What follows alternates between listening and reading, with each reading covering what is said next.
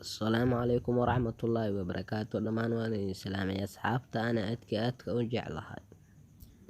Fadlan haddii aad ku cusub tahay channelkan saar subscribe si aad u rukumato video kastaan soo dhigano, kadibna furo gambaleelka.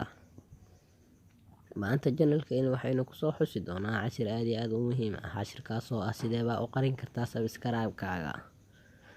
Subscribe-kaaga hadduu yaryahay waxaa qasab kugu noqonayso inaad qariso subscribe-kaaga. Marka sidee baa u qarinaysaa subscribe-kaaga? Waxaad u qarinaysaa soo furo any browser kasta haysato sida Chrome internet. Marka aniga waxaa soo furanayaa Chrome. Waxaa ku dhufanaysaa Chrome.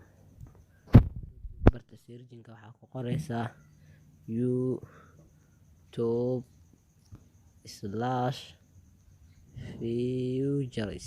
youtube/futures kadib waxaad dhahaysaa go.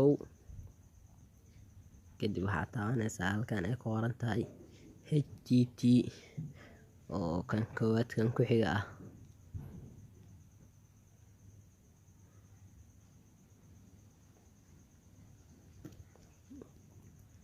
Kadib waxaad taabanaysaa meeshaan ay ku qoran tahay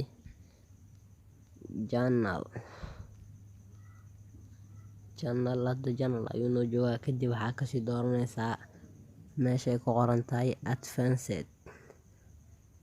Waxaa taabanaysaa meeshay ku qoran tahay advanced.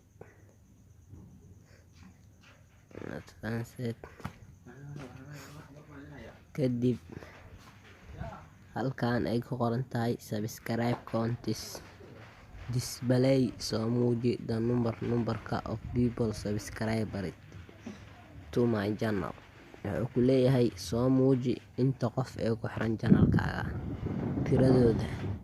Kan wuxuu ku leeyahay do not display soo muujinin the number of people subscribed to my channel.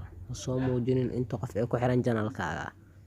Marka haddaad rabtid inaad subscribe-kaaga qariso, dooro do not display the number of people subscribed to my channel. Kadibna taabo halkan ay ku qoran tahay save until waxyar sug xoogahay.